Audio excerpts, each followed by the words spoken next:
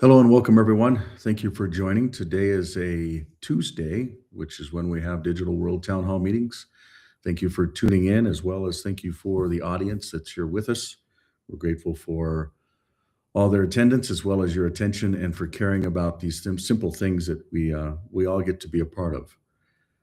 Today is the first day, or I should say, the first Digital World Town Hall meeting of 2026. It is the 6th of 2026. And 3 days ago, some pretty special things happened, but we'll go through pieces of those. So today we'll do a review of the last week, the first week of 2026. We'll do a general Q&A with our audience that's live from all around the world and go from there. We're thankful for our hosts and our co-hosts. And as a reminder, this is a private membership association, and some of the things we may be talking about might be forward-looking. The things we talk about are basically a counterbalance to centralized systems that are secret combinations, and many of them working in cahoots, some of them not even realizing that they're doing it, but they're within different parts of the world, different industries. Might be in health, it might be in oil, it might be in finance, it might be in tech, but ultimately they work together to collude to take over governments in some form or the other. And those governments basically take over different monetary systems. And then those monetary systems have different environments that they work within. The world now knows crypto. The world historically knew stocks and bonds. And prior to that, they understood currencies. And when you back up currencies and reserve currencies for the last, well, I guess back till 1450, there were a lot of different reserve currencies. Many of you might think that it's just the US, but actually there were a lot of other parts of the world that was actually the reserve currency.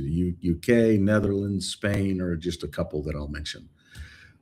We believe that the combination of all of those things, where one controls another in a hierarchical structure in centralized systems, is actually a part of the problem. And a part of the solution is enabling people through choice, ultimately freedom, and decentralized systems to be able to act on their own in a counterbalance to the centralized systems that are there. The digital world is a technology stack and a group of councils, if you will. As a matter of fact, I'll jump in. For those that may be new to this, I will give a real quick overview.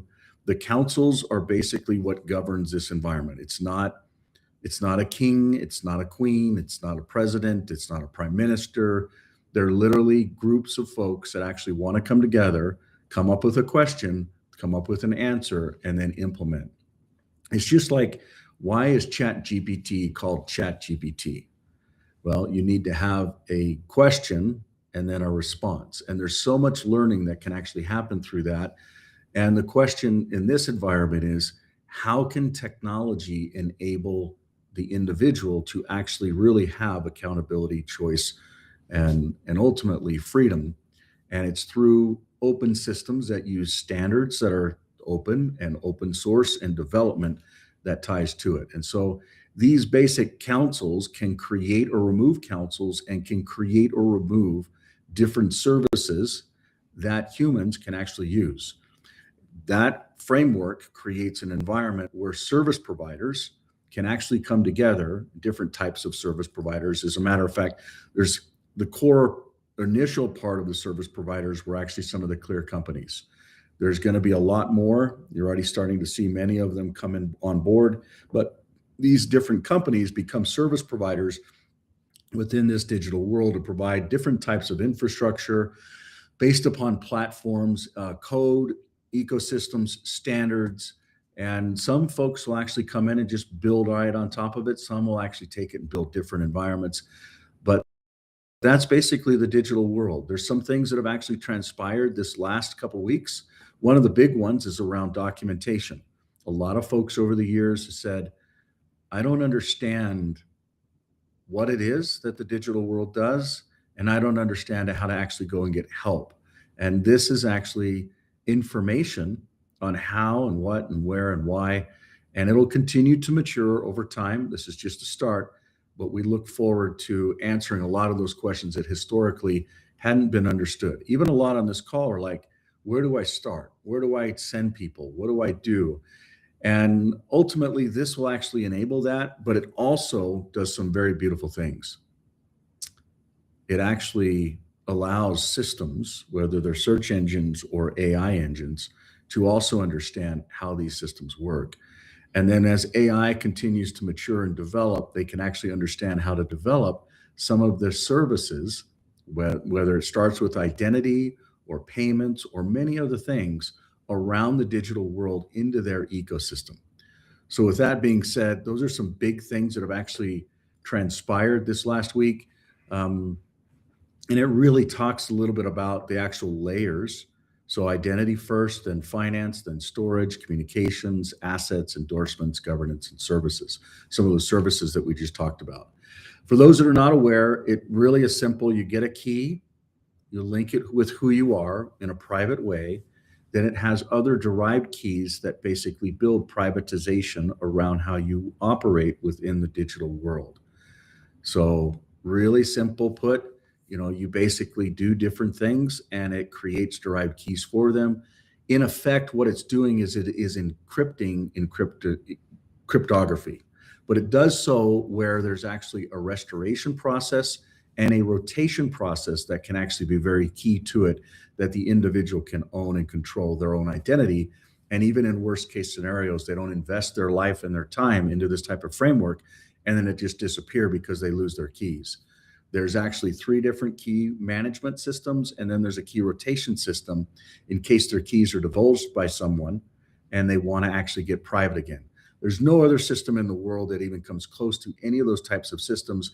And there's no other system in the world that is as advanced and as far along as this system that we're talking about within the digital world. One of the primary goals and objectives is connecting the physical and digital world through decentralization for future generations for at least a millennium. I know that may sound crazy. You probably haven't worked with different businesses that think that long term, but that is really the core of what this is about. And we take time out of the equation, we take money out of the equation, and we take really a lack of belief out of the equation. We can do anything as humans. We're all creators and we really have abundance all around us. And we limit our perspectives around time primarily because of who we are. When we're born with a pulse that has a finite amount of time, a finite amount of beats, at least in the physical body that we're currently in. I think it's important to understand that as we talk about this digital and physical realm, there's something in the middle of it, a spiritual realm. And I personally believe that anything that is created, it actually is created spiritually first. I would urge you as we start this 2023 year to just take some time, whether it's individually or collectively. Usually collectively, we have prayers. We start with prayers and end with prayers. We'll ask some folks at the end if they want to close with a prayer. But last year, we ended with a prayer by a name Gary, and it really was just real. When we pray, science would say we use things like quantum entanglement, things we can't see with the eyes, but it's really, there's a creation process. And again, in between that digital and physical layer is really a spiritual element that I believe that can help us to understand that this future is really an opportunity.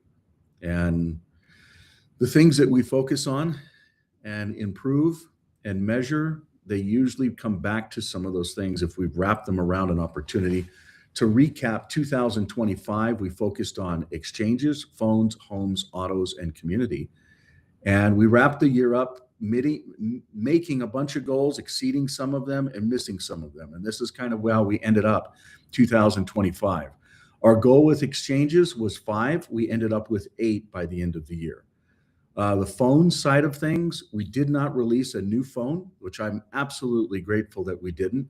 And for those that actually were involved in building the prototypes and some of the software, and even helping with some of the funding of each of them, I'm immensely just grateful and would just say thank you, thank you, thank you. And I know some of you may feel like goals and objectives weren't met there because they weren't with what we set out. But I think as we recap on 2026, we're going to be massively grateful that a phone did not go out in 2025 because we wouldn't be releasing one for at least another 2 years. And this gives us the ability to leverage AI onto the phones because what the digital world enables is an architecture where the individual owns their own identity and their data, because it solves their identity first, and then their data can actually follow. There's really not a lot of other architectures. I've never seen one that can enable that type of thing. So massively grateful that the Clear phones were not actually the new versions of them released in 2025. Homes, we actually had to bump our goal twice. It was 700,000 or 700 million, ended up hitting $1 billion, and then 1.2 billion by the end of the year. Those are pre-orders for the homes. We'll talk a little bit about those in time. And then autos, we really didn't even get started. But this year, one of the goals is actually going to shift into that as well, and in the community. So there were actually 2 acquisitions that we shot for in the year. Neither of them came through. One of them was on community. One of them was on licensing and enablement for financing for the community. So many of you weren't aware of the details. There's a lot of energy that actually went into them, but those are the 5 top line goals. We usually narrow those down into one goal that's overall and arching. And again, we're in 2026. We've actually been doing WIGs, wildly important goals, since 2025. So over 20 years. And we believe that that increases probability of success based upon a tighter goal. So 2026, these are proposed goals, and we have teams that'll continue to kind of refine lead measures, lag measures, and then team commits. And then once a week, we'll meet based upon them. The first one is targeted around what's called Life Vault, which is basically elements of what many of you are already familiar with, but you'll be seeing a very tight, narrow focus around it, which is really your identity. Here, I'm going to jump into this environment here and kind of walk through these layers, because you really, if this is the first time, and I know there's a couple guys or gals online, this is the first time, this identity layer connects with a different type of technology in a financial layer, which connects with a different type of technology in a storage layer. And then there's other things such as community, assets, endorsements, governance services. But I really want to just focus the time on these 3 layers. Many folks in the technology world think in absolutes, or that everything is integrated. And really, it's not. When we start talking about some of these systems, you're going to see interfaces that are literally pulling from many different apps or many different systems. The value of this digital world architecture is how they're intelligently integrated for the future of humanity. Now, think about it. What I said earlier was the architecture is based upon a 1,000-year requirement. So imagine if someone, for instance, within this last month, and actually I'll pull this up because this is a very big Aotearoa Life. Who knows what Aotearoa means? Anybody? You guys are all asleep. It means the land of the long white cloud, also known as New Zealand.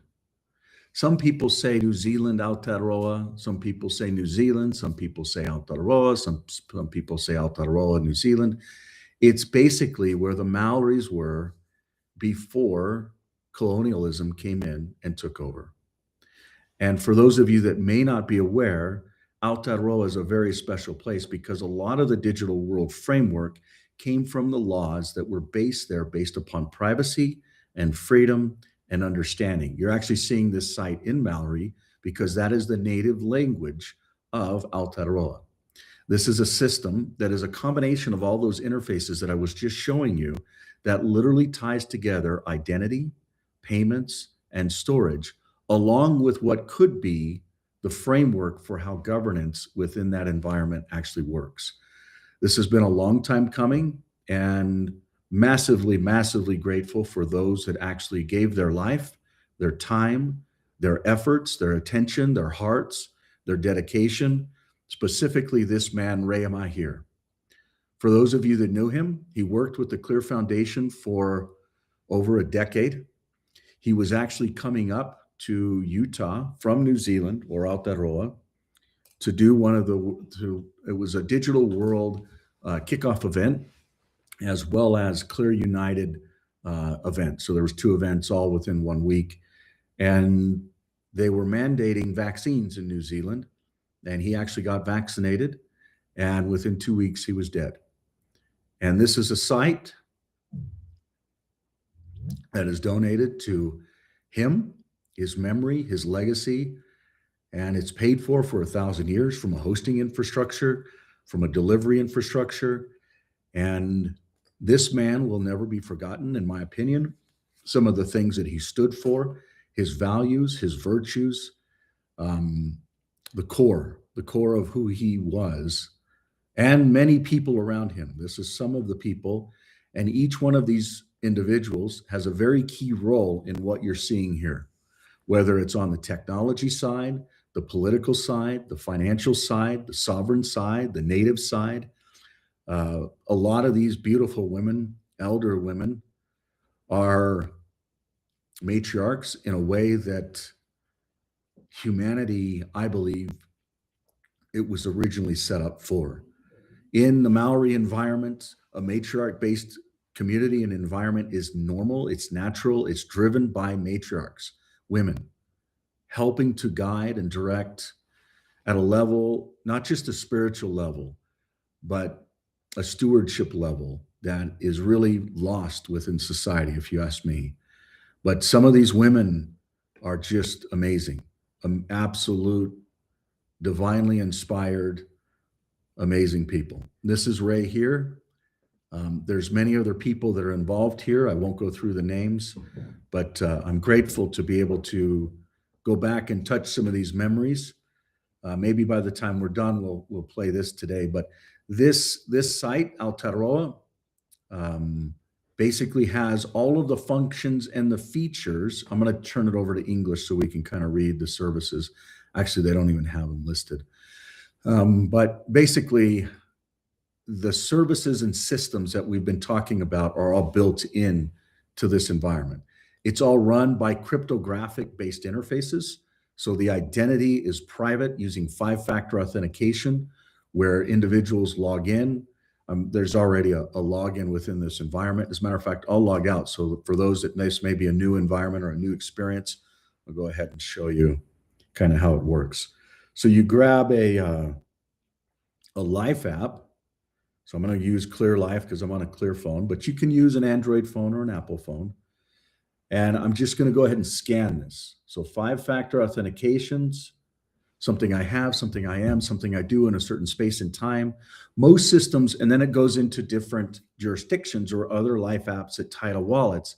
So I can have multiple different wallets within one identity that is owned as an individual. And then you can walk through all the different types of assets or services. These are the different services from licenses or permits or registrations. Want to start a business, want to create an asset, want to have an asset and transfer an asset from one environment to another environment in real time with no fees, with no delay, literally. Yeah, I will not even transfer that, but I'll show you an example. So you want to take representation of digital US dollars and buy silver or gold or maybe some other commodity or some equity or some currency. You can link to your existing bank account.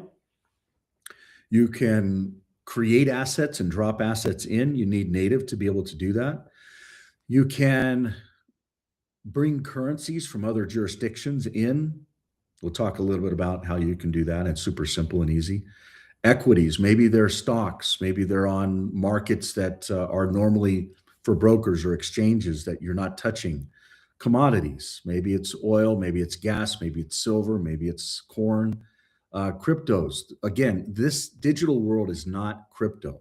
Cryptos plug into it, but it's much, much bigger than what the whole crypto ecosystem is. And first off, I actually believe that cryptos, commodities, I should say currencies, and even equities, they're forms of systems with centralized governance to them. And in many ways, legalize gambling. In many ways, you don't actually own it. And we won't go through all the negatives, but the point that I'm trying to drive at is that this is an environment where you can actually manage your own assets that you own and control in a very simple and seamless way. We're grateful for all those that did the hard work of developing what we're just showing, at least these interfaces here, within 2025. One of them is actually on this call, and we're just grateful for people that check in, that engage, that understand, and continue to build and to develop. But some of the things that we're talking about around, some of these elements per se, especially around what we're talking about with Utah Life, which is going to be a key goal this next year. We were originally thinking that Aotearoa would be, and personally, I really would like that. And in my heart, I want to do that, especially with Ray. But everything else is pointing to the WIG, the wildly important goal for 2026, needs to be focused around you. The energy is here. I'll show you what I mean. I'm going to pull up Utah. Actually, I think it's already up here. So utah.country, which is where Utah Life ties to. There's a Utah Life app in your repository or your app store or whichever platform you're on. And they follow these laws, these legislative laws around the Utah Privacy Act, the Digital Choice Act, Private Membership Association Recognition Act, this Currency Innovation Act, which ties gold and silver, and then this House Bill 470, which is an amazing act, which basically is the Government Digital Identity Act, which is built on this individual digital identity amendments that ties to this House Bill 470. These have all been done over the last 4 or 5 years. And it just so happens this next week, we're going into a legislative session, which happens once a year. And we're actually going to be reviewing state endorsed digital identity, which basically takes all of these and ties it to the individual creating their own identity. A perfect example is kind of like what we're talking about within this environment here. And they're cross jurisdiction. In the digital world, the jurisdiction is the earth. And inside of the earth, there's multiple different environments. There's no download button here. Let's see if we can. There we go. So this is an example of all of the different downloads that someone could actually snag. And they come based upon Apple, Android, and Clear environments. So each one of those environments has their own marketplaces, their own apps, and you can download them on whatever respective phone that you're on. The further you get down into Clear, the tighter you're going to get with an intelligently integrated stack that is built for a decentralized environment. You'll also see more within Android than you would within Apple. That doesn't mean that you can't use Apple or Android to do it. Then you pick your platform, then you pick your jurisdiction and whatever types of services that you want within them. Over time, people will come to understand that, and that ties to some of these goals that we're talking about. So when we talk about, especially this last one, you own you, that message and that understanding for the world to know that there's an alternative to the centralized systems. And what I mean by centralized systems, I'm talking about how people actually go and add value in life and the value that they got.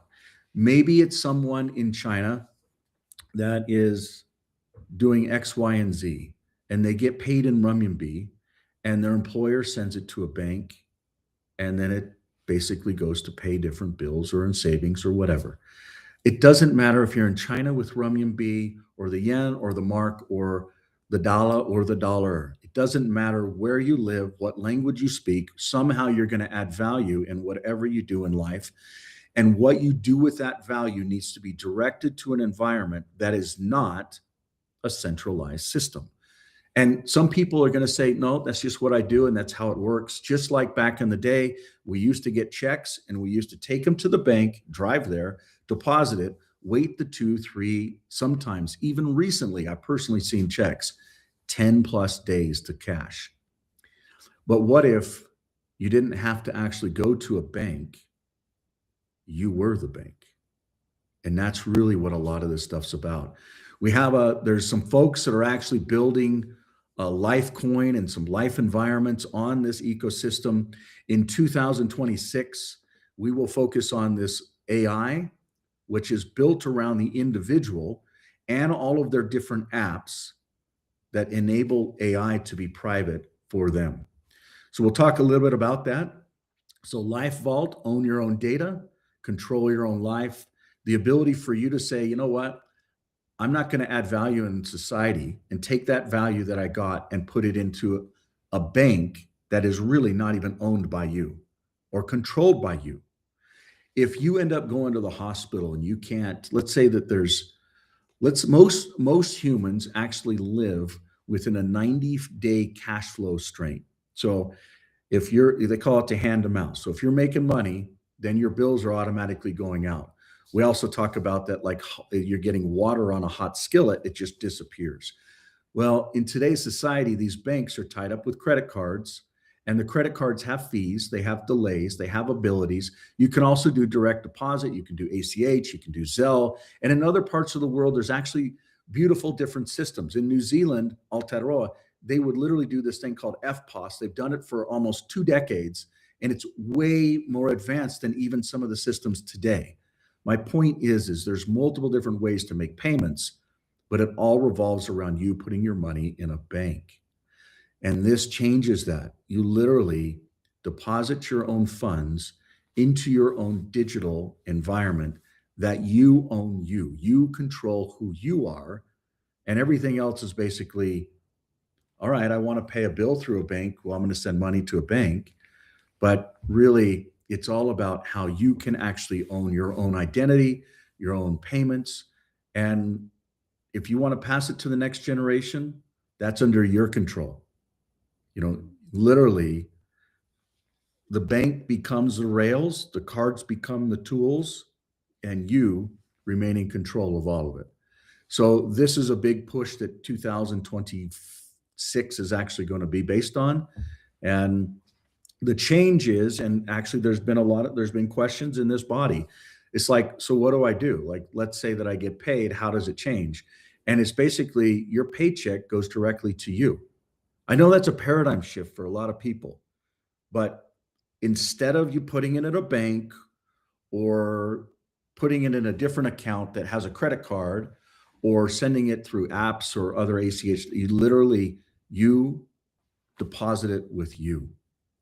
And then you don't have people pulling from you the same way. As more merchants come on board, and that's one of the big things that we'll focus on within 2020. Now, here, I'll actually go back up here. When we talk about this Utah Life, this is going to be the first parallel system that is actually going to be real world usable, where you can buy meals, you can rent rooms like a hotel room, you can actually get someone to come to your house and give you a ride to go get your hair done, or maybe go to the airport, or maybe bring you a meal, or maybe come and cook a meal. There's so many different things. Currently today, we all use systems like Amazon, centralized, Uber, centralized, or Lyft. What's another? DoorDash, centralized. But really all these services need is to know who you are. They don't need to definitively know who you are. They just need to know that you're actually there, you have a reputation, and you can actually pay. And the payment side of it is another thing. So literally, the Utah Life pilot will literally roll out parallel systems in real life where deliveries will happen, where assets will be purchased. Currently, we're working on 6 vehicles. They will come from Clear Autos. These vehicles will basically be preparing for autonomous vehicles, but not just any autonomous vehicles that are private. So for those of you that have been paying attention, in the United States of America, Mr. Joe Biden basically signed into, I don't know if it was electronic pen or auto pen or what, but he signed into law that automobiles that are all created, 100% of them by 2025. So last year, this law was in 2023. They all had to have kill switches. And along with the kill switches comes certain monitoring technologies.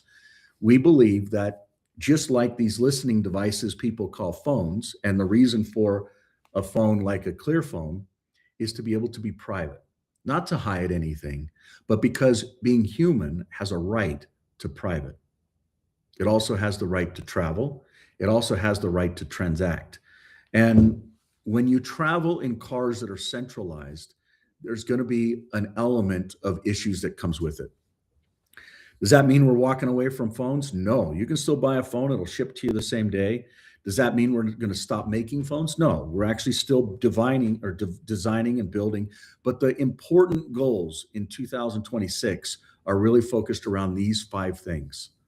AI for the individual, goal number 4. The actual standing up a parallel system for the Life app and for people to put their identity in that Life vault inside of that Life app. And then to have physical deliveries, whether they're deliveries, whether they're rides. Imagine if people could, like, think about it right now. People have DoorDash, which is one app, and then maybe you want to give people rides. So you've got Uber and then you've got Lyft. Well, why can't they download another app? And instead of paying Uber and Lyft 38%, or in some cases, if you've done it for a long time, like 34% of the revenue, why not give almost all of it to the driver? They're the ones worrying about the vehicle, the insurance, the customer care, the way the thing smells, everything. Why not give that to the individual? In an environment where people can just download an app and start servicing others, the world calls it a gig economy.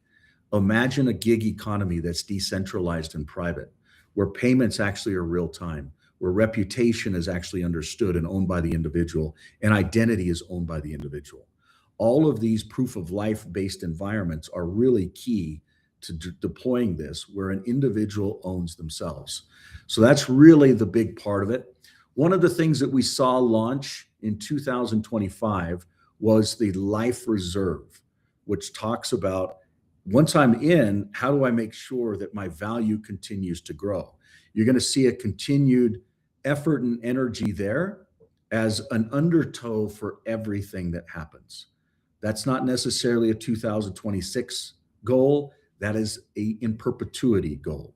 How can this be done with humans that actually have been given, in my opinion, a God-given gift and a calling through a life to stand up these systems, not out of greed, not out of pride, but for humanity to be free? Because right now, the centralized systems that we mentioned, currencies, equities, or Wall Street, commodities, and even crypto, especially crypto, these things are not transparent and honest systems. But when we talk about life and reserve, where it's the individual, cryptographic or cryptography can actually provide that transparency at a level that humanity hasn't seen. So we look forward to spending more time around that. There's a lot of details. Some of you have been used to the details and how it just comes every week, how it advances every week. But really, it's important to build it around the individual, for them to know and understand what it is that they're doing. For devices that we use, today it may be a device like a phone, tomorrow it may be a device like a car, but ultimately how it's built and how we live our life is very, very massively important as it ties to some of these things. So with that being said, I'm done with kind of an initial report out. Is there any feedback or comments that anyone wants to go through? If there is, yeah, Michael, go ahead. Things for 2026 are just mind-blowing, so exciting. Wow. Is there going to be something for community in there also? The community is actually going to be pretty easy to deploy once we start some of these gig-based environments. If you were around when we released the first Clear Community and we started getting good adoption, and then we had to shut it down because it was built on the old systems. We call it, and an old mentor of mine, he kind of just disappeared. He taught me a lot about, you build and put your energy and effort in the right directions. Like a lot of us, we can, for instance, in the work world, you climb that corporate ladder, but if your ladder's built the wrong building, then you've been climbing something that is worthless. And yeah. The Clear Community that we built before, because it was a centralized approach, it was worthless, even though we had great adoption, great utilization. And for those that are not aware, we actually had a thing where you could export your Facebook data and import it into this community. And your photos and your albums and everything all came over. Now, I believe that was the predecessor to what we're actually doing with Utah Life and the Digital Choice Act and what's actually going to come with this Life Vault. Like when you start understanding what the Life Vault is and then how you can actually get your own identity and your own data. And then once you have your own identity and data, how you can layer AI on that and then be absolutely private, which is the opposite of what all the other AI companies are doing. Like you name them, they're all doing it from a central location. They all think they need to build tons of power plants. If you haven't watched Peter Thiel this morning, it was announced they got like $600 to $900 million to build nuclear power facilities with Trump and Peter Thiel and all this stuff. And in my opinion, it's all a wrong architecture. It's leaning that ladder against the wrong building, but they're going to, just ChatGPT and Oracle alone are going to spend $500 billion building these centralized systems. They're going to try and layer on all the centralized healthcare systems, and they're going to essentially track and surveil people based upon some compelling event in the future. It'll be related to health in some form or another. Why? Because they can control that. And when they can control data that actually ties to the individual, there's a ton of other things that they can actually manage. So you're right. These wigs are amazing. In my opinion, some of the healthcare stuff is missing. For instance, for those of you that may be seeing this for the first time, it's not an Oura ring. It's a communication with the individual. And this actually does something very, very different, but they basically all come together. And so what I'm talking about is communicating with the human body and then securing the human body, whether they're separate or together. We believe that there's a beautiful future there. One of the questions that we had was, should that actually be tied to some of these wigs? And when we came out to it, it's actually not a priority within this year. So anybody else have questions or comments or thoughts?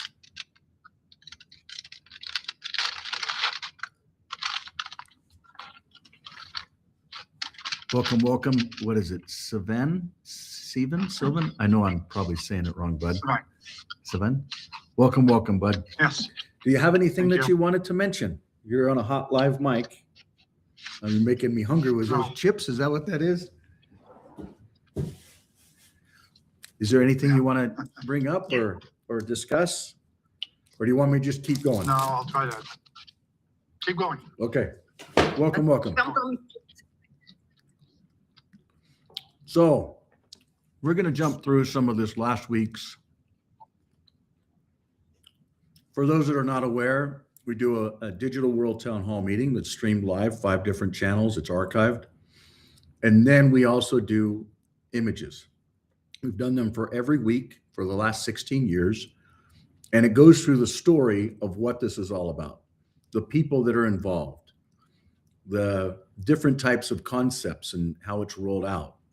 What you're looking at here is a 47-year-old business that actually is doing close to 50 million in distribution. They're really a butcher, but they're really a distribution company. They are all in on what the digital world stands for, what some of these life environments stand for, and they're willing to stand up for the future. This is Venezuelan country. For those that are not aware, for the last almost 120 days, we've been working on an environment, kind of like what you saw with Utah Life and Aotearoa Life, but for the Venezuelan people. It's live, it's fully functional. We went through it with a consultant today that's actually been working down there, as well as some of the government. I won't go through the details. These are some of the 16 apps that are currently available, from an app store to calendar to support to communications to contacts to gateway management to identity, which manages passwords. So most of the passwords, I'd say all the passwords that are actually using passwords and usernames are all compromised because the individual doesn't own it. If the individual is not the only one that has their username and password, it's been compromised. And so you can actually take a decentralized password manager, link that to identity, link that to the ability to recreate passwords, and now you can actually decentralize the management of your centralized passwords. People don't even understand what that is, but in the future, they'll come to understand it. And not only that, but you can actually validate your identity from a decentralized approach first with centralized systems. Centralized systems that do KYC or AML, anti-money laundering, or know your customer. Life app, mail, medical. So this is a scan or a physician.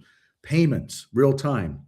Photos, scan signals. If you haven't used Signal Messenger, this is a private version of that uses a derived key for the individual instead of using a phone number, which is a centralized system.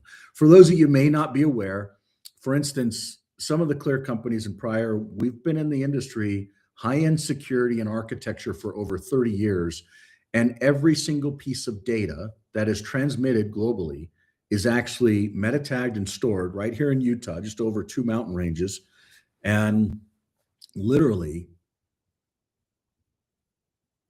stored almost in perpetuity. So if someone wants to know when person A was talking to person B about butterflies, they can look it up. It's that simple. I'm not the first person to tell the world this. Edward Snowden is, and he literally talked about it with Prism. This goes through some of the campaigns that we're going to launch. Branded vehicles that are electric vehicles that have key sponsors. This was one of the first ones. And then ties to different systems. This talks about folks that are actually married and own homes. You can see some crazy statistics over time. This talks about equity in the homes. This talks about the Venezuelan environment. For those of you that didn't pay attention, we told you about silver years and years ago. Silver is a very solid asset in the 2025 year. It will continue to be in 2026, along with gold. There's physical versions, there's digital versions, and in my opinion, not only do they both go up in value, but there'll be some user experiences that will tie to some of the things that we're talking about. You see folks, whether they're prominent or not, that are starting to understand digital assets, and you'll actually see some of them starting to launch different systems. In my opinion, they may be doing it on the wrong platform. I won't go through that. This is actually how silver did. So 146% in 2025, whereas gold was at 64, copper, and then it declines. Those are basically commodity type assets. We all know about that. Markets, along with some of the distribution stuff that we're talking about, there'll be pods that will actually go out with these vehicles and the distribution process. This will be in a limited model. So think about a business model that can actually be done within a demographic, so within a certain region, and it's based upon a certain population density that ties to a delivery and then a pod-based structure. And that can be duplicated in almost any part of the world based upon the population number. So I don't know if that makes sense, but it's a simple business model. And in 3 counties, we're rolling out 6 cars to start that'll grow to 24. And that's the initial model based upon this business plan and model, so to speak. There's been a key team that's been put together. These folks literally understand a core business. They understand the technology that can enable that business. So we're talking about a historical business that goes back to farmers, goes back to ranchers, goes back to basic community, life, how we live, how we eat. The team that will be focused on this initially, in my opinion, has been hand selected, and they're wonderful people with hearts that are aligned to launch such a simple type of pilot. They already have many vehicles. These just represent a couple of them. There's 6 or 7 of them similar to this. But imagine, guess what? 2026, you know what's launching and shipping in 2026? Tesla semis.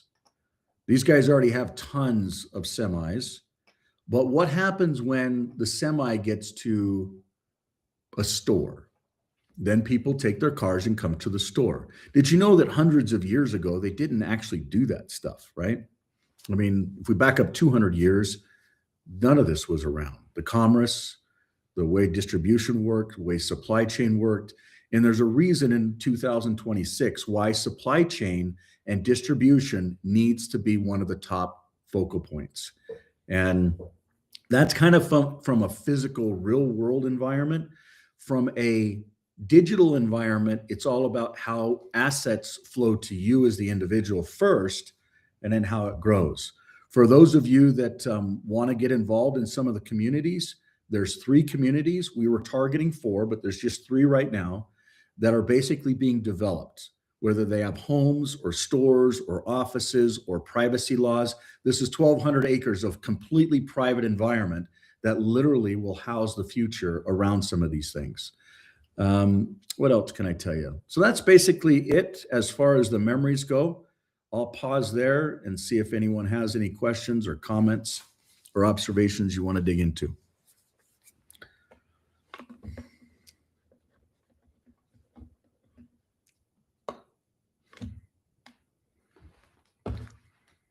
Does anybody have any feedback on goals? Does anybody want to see something added to this, something removed? You know, initially, we usually just focus on one. Some of these are tied to what's called big, hairy, audacious goals, which is forward-looking. It ties to 5-year projection instead of a 1-year projection, which some of those are still in place. But for those that may be joining, you know, the overall arching goal for the last 16, almost 17 years is focused on decentralization and all the parallel systems around that for what humanity has historically done with centralized systems. A lot of tech, a lot of folks, a lot of offices. You know, there's offices all around the world, 13 different countries. You know, and one of the big things that we'll also be doing, for those that may not have been aware, Clear Holdings is an ecosystem that basically wraps a lot of the different Clear companies. This is 6 of them, and actually takes a percentage hold of each one of them. Sometimes it'll invest, sometimes it invests with other funds or other foundations. But particularly what it's doing is it's actually going to go through an IPO process, and it's going to use centralized public money to build decentralized private systems. Very big. This is actually started in 2025. We're actually wrapping up. I'll jump into this investor section. We're wrapping up a $10 million raise, pre-money $100 million valuation. Whoever didn't get in on that was absolutely, well, I can't make comments, but the bottom line is now it's already at 267 million. So it was at 100 million. The next round within 2026 will jump to 500 million. And then the goal is to go to 2.5 billion in valuation, raising 250 million, a combination of all of that, which is just over 310 million before we do an IPO within the public markets within the United States of America. So for those that are interested in those types of things, it's primarily targeted at accredited investors. You can log in, you can see all the different docs. There's already an S1 that's already in draft form. There's a big thing that's actually been completed this last, let me see if I can find it for you. Actually, I won't go through all the details, but there's one thing I want to bring up that does tie to this. What I just mentioned is equity funding. And some of the businesses will get equity funding, and some of the business will actually get debt funding based upon, for instance, Clear Properties or Clear Homes. Those are things you can actually get a lot of debt funding for. And we've signed into a massive partnership with CorpLogix, which will do a corporate guarantee that will help a lot of these different environments to be able to get adoption that just wouldn't be possible in prior environments. So we won't talk a lot about that, but there's massive blessings and opportunities that comes through that and with that. And so I'll take some more time and just kind of pause and see if there's any feedback that our listeners online have to offer. I don't care if it's criticism, positive, negative, anything. It's your time. Okay, Michael, I have something. I'm so excited about the goals for 2026. I'm jumping out of my skin right now. Just the AI, the you own you. Oh my gosh, that should be plastered on every billboard, every plane skywriting. I mean, that's incredible. So that leads me to any goals for marketing? Yes. We actually just received or about $250,000 to just focus in on the marketing side of things. So whereas historically we've been focusing on product and development and building the time to market, as a matter of fact, that team that we just showed you, that team is basically a marketing team that will help other people to actually tell the story. And there's another group of folks that's working on a life coin. And hopefully by the time, I don't know if they're actually, I don't know how it's going to happen, but I believe that there'll be some massive awareness and adoption things that those guys will build. And it may trigger an adoption that we haven't seen. For instance, a lot of the folks on this call didn't know what Bitcoin was 10 years ago, let alone get involved in mining it 16, 17 years ago, which, by the way, the first mining occurred this last week, 17 years ago. On January 3rd, today is January 6th, the first Bitcoin was actually mined. And when you really understand where it came from, how it worked, which the world doesn't need to understand, but it's just like people just like us that just care about doing things better for the future. Bitcoin was created because of the global financial crisis that hit in 2007 and 2008 because of lies. There were people that literally were not transparent, were not honest. And Bitcoin really creates a cashless system that makes things transparent. Now, it may make it too transparent, like everything is completely traceable and linkable, and it takes too long. But I believe that the original heart of the people that developed, not just the technology, but the work behind what Bitcoin is and will be, their hearts were aligned and their principles were aligned. And I would even say their virtues were aligned. So they're wonderful folks. Bitcoin was really a litmus test of a cashless digital system. And the people behind it launched the same paradigm around what blockchain is 16 years prior. A good example is how we recorded deaths in multiple different newspapers, and then the triangulation to verify those deaths was a genealogical transaction. That's an example of what Bitcoin or blockchain is. It's very, very simple. I know that some of these concepts may sound foreign, but as you get to spend more time and understand the words and the vocabulary and the definitions, this stuff becomes very viable and very real, if that makes sense. So, other thoughts or comments or observations, feedback, prayers, recommendations, anything? I would love to add a brief story about Bitcoin, because you touched on, the infancy of it, when it started and what it was worth and all that stuff. Yeah, A dear please go. friend of Go for mine it. in 2011, he had $7,000. They just bought their acreage, and his wife wanted to put the $7,000 into the trees around the acreage. And Dwayne was approached to buy Bitcoin at $11. And like most of us, we didn't know in 2011 exactly what it was, but he's a bit of a risk taker. And that calculated into 636 Bitcoin in 2011 at $11 for $7,000 Canadian. Today, well, when it topped out at 102, 64 million. So he didn't. He put the trees in. He's now divorced. And we laugh about it, because what are you going to do? You can't cry. You can't go jump off a bridge. So it's kind of a standing joke with us. So I'm like, my mind's just blowing open here with the dialogue and what you're talking about. I grasp a little bit of it. I'm going to have to plug in a bit more, Michael, so I can wrap my mind around what you're trying to share with us. I really appreciate your time. No, it's But good. yeah, to have the other quick one was my friend Earl in the 70s worked for a bunch of banks across Canada. He's from Saskatoon, Saskatchewan, working downtown Toronto in the 70s.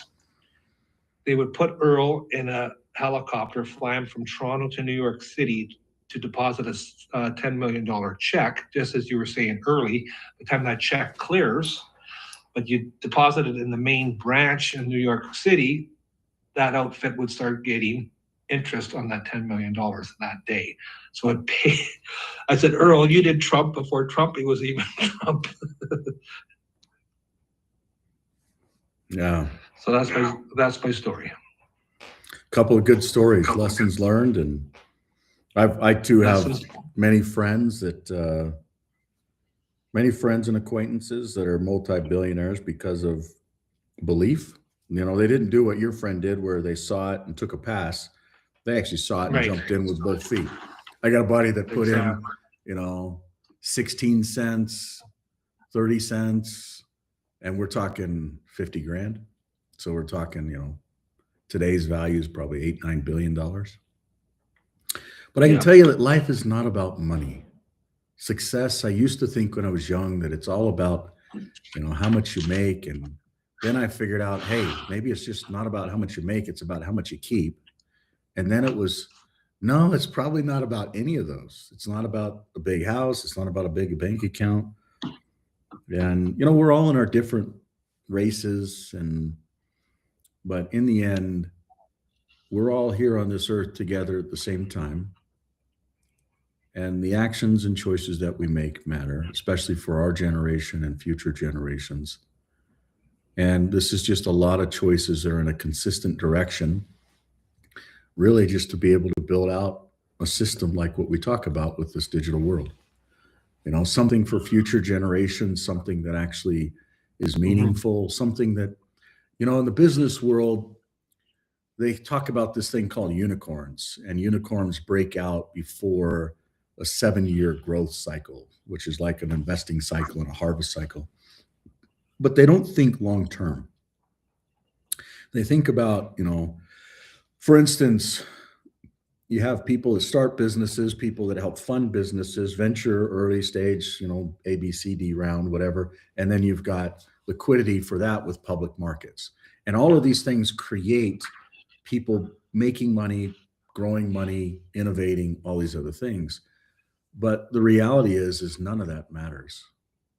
And I think in the long term, right? So, how many businesses actually, here in Utah, how many businesses go public and then keep growing? It's not a lot. Usually once they get public, they get cashed out, they get, that entrepreneur spirit dies. You saw the same thing happen with Google. The work-life balance was more important than winning. Google was big enough. We don't need to keep pushing, it's just, and in my opinion, AI is going to change the search landscape. But Google has some unique competitive advantages. For those that don't know, I personally helped and went to Google in 2005. Wally's worked with me long enough to know that we had a board member, his name was Mike Leventhal, and he says, Mike, we want you to help us over at Google. He was in the Bay Area, worked for Mayfield Fund, big venture fund. We want you to come and work with Google because of your history in centralized communications, email, calendar, contact, what we did with Microsoft and others. We want you to help us actually build not the core technology, but the strategy around what the world now knows as Google Docs or Gmail. Remember when we used to always get email spam, like you'd get tons every day, and then one day it just all went away? A lot of that stuff, whether it's the email or the spam or the docs or the sheets, there's actually a Visio part of it. There's a company here in Utah that does the Visio replacement. We didn't get the acquisition done from Google and them. So they're called Lucidchart. You can look them up. Lucidchart came out of BYU. A lot of this stuff, I guess what I'm saying is core and it's historical, but the businesses are built with a certain type of growth or what they call adoption curve. And you have early adopters and you have laggards, and sometimes it's spread over hundreds of years and sometimes it's spread over a decade. This digital world, the goal is to be spread over 1,000 years. And sometimes if we just continually focus, like with what we're talking about with these goals, if we just focus So last year it was on these 5. This year it's on these 5. If we focus and measure every week the results, how are we doing with Life Vault, with Life Reserve, with Utah Life, with Life and AI? How are we doing with these types of things? How are we enabling other groups of people to do things like with I think Lifecoin is going to be a massive thing this year. It's not a core goal for us, but enabling the infrastructure for people to do stuff is key. Anyways, yeah, thanks for joining us. Thank you for your comments and your feedback. Glenn, welcome. Is there anybody else that wants to say anything before we wrap up the first meeting of the first part of 2026? Sure. Here's Sean again. Speaking of publicity, whatever happened to the Deal Flow show? It's still going. We're looking for, well, I can't say we, the folks that are actually the producers behind it are having key meetings to basically roll out the different series. I think there was 21 series or maybe 17 series, 14 series. And they're basically talking with tier 1 organizations to build those. So the first is shot. The first one hasn't debuted. It hasn't been aired, but it has been completed. And they're using that to basically lock down a larger showing. So. Okay. Looking forward to it. Mm-hmm. Thank you. Same. Yeah. I've actually seen the first show. It's hilarious, but it's, yeah, really well done. Well done. Same guys that did, Wally, help me out here. They did not The Apprentice. I should know this. Anybody? Chopped. Yeah, they did Chopped, but they did another one like the Deal Flow show. Not Shark Tank. Shark Tank. They did Shark Tank. Same people that did Shark Tank is the one that did it. Thank you, Daniel. Thank you so much. Okay. Well, with that crazy thing, it's any other thoughts or last comments? I just have one question. Can you tell me what the difference is between the Clear Coin, the Life Coin, and Native? Native is what the digital world runs on. Okay. The Clear Coin is what the Clear companies run on, and that's also what this Clear Holdings is actually built on. So when we dig into, let's see if I can go back over here. This Clear Holdings is actually what the Clear Coin is built on. And the Life Coin, folks are building it out, and I personally believe, and they're still cranking on it. I believe it'll be the replacement for Bitcoin. Real time, no fees, completely private. And those are the two things that Bitcoin didn't have. Bitcoin is a wonderful litmus test, but it's too slow, and it doesn't have the ability to have the privacy and the restoration, so the key rotation or recovery that you can do within these types of technologies. So Native runs the digital world. That's what we're all talking about today. And the services behind the digital world. So majority of these services.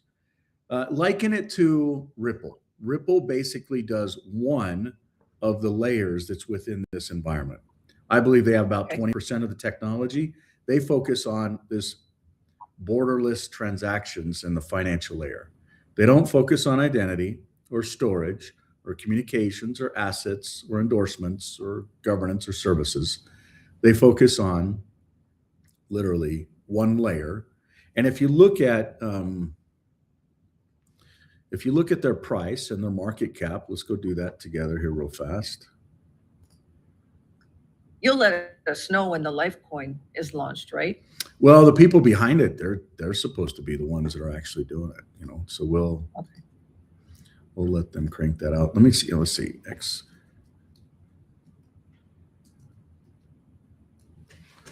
So basically, I don't track a lot of this stuff, but let's go see if we can look at it. Coin market cap.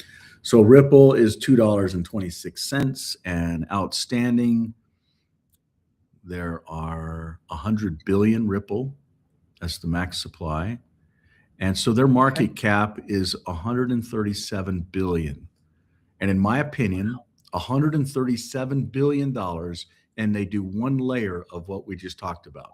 Let me show you specifically, let's go into the markets over here. Michael, this is so exciting. Oh my God. Yeah. I love it. So I we'll, just love it. we'll look at what XRP versus native is actually doing. So native is at the highest it's ever been, $2.26. So you got Ripple at $2.26, and No, native is 260. native is 266. So you see 266. Okay, so 266. Now the volume is much less, so it's only, less than, 300, just over 300,000 in volume. So not a lot of volume. But when you look at the fully diluted difference, there's only 100 million, not 100 billion. Ripple has 100 billion XRP. The digital world has 100 million native. So the market cap is only 266 million. And when you liken that to what I was telling you earlier around the investor structure, basically 2025, we wrapped up at $100 million pre-money valuation and moving to a 500. So it's right in the middle of that. And yeah, so this is the value of the clear companies. This is the value of the digital world. And, people can basically, they can literally say, hey, I want to take my US dollars and I want to buy native. And they can literally just say, oh, I want to buy $10 worth of native. They put in their credit card and it automatically drops into their wallet real time. Oh, never mind. I've been doing that, and in real time, within seconds, it's in my wallet. I tried to swap this weekend some native for digital Alpine Gold Silver, but just to give it a try to see what it's like. And swapping wasn't working, so I had to exchange it. And then I tried swapping today, and today's swapping worked. So there must have been a glitch, or maybe they were working on something over the weekend. Well, no, it's usually if there's a trick. instant. It's a decentralized exchange. So when you dig into it, for instance, let's say you wanted to go into this type of, I don't know what silver you wanted to go into, but there has to be buyers and sellers, because for instance, you've got good purchases and decent sales. So not a lot, but if someone's already bought it all up, or there's no one else selling, you'll have a hard time. So this is completely decentralized. People own their own identity, their own data. It is just a platform to transact on. Does that make sense? Okay. So Okay, that makes total sense. Yeah. Now yeah. Okay, So- that makes a lot of sense. Mhm. Thank you. Other thoughts or comments? Feedback? I'll show you Venezuelan country, and then we'll wrap up. So this is actually the system. It's all in Spanish. This has some of the newer systems that are being deployed where you can do deposits and withdrawals right within the system. It's got the different assets that'll actually link across. It's in Spanish, so I don't really know. Here, I'll transfer it over to English. So it doesn't have all the same services as some of the other systems. But it does identity, it does payments, and I don't know, whatever they'll end up wanting. There's certain folks that are helping to roll it out. It's got a digital version of this is actually their currency, and there's a digital version of that. These are actually the different assets that are within the environment. So DUSD, BTC, native, and then their native currency. There'll be elements of voting. And it's actually one of the guys that actually brought us into this was around the voting systems that were down there. This is actually a bank system, and there's only 2 jurisdictions that actually have a banking environment within their environments. That's got that. So pretty powerful in and of itself. The ability to pay folks in real time, drag and drop. The ability to have, there actually is going to be some loaning and some things that'll tie to that. So you can actually have a smart contract that can lock digital assets up that you retain, but you can't use, but you can take out a loan against them. Those are things. Some of that stuff I absolutely disagree with, in the arbitrage and the money making and other elements, but there are some things that really make sense. So this is the Venezuelan country. Again, it's been about 120 days that this has been in the works, and it just so happens it kind of came together at the same crazy time. But you can log in with any of the life apps. They work cross jurisdiction. Your assets will transfer cross jurisdiction, and the assets are yours. Whether those jurisdictions do different things, can you start a business? Can you create assets? Can you get married? There's been 108,000 digital marriages, cryptographically proven, out of Utah. They haven't all been with these types of systems per se, but we're giving you examples of actually how the different laws within jurisdictions will actually matter and why those jurisdictions are important to how all this comes together. So any other thoughts or comments or feedback? Anybody that wants to wrap us up with a word of prayer?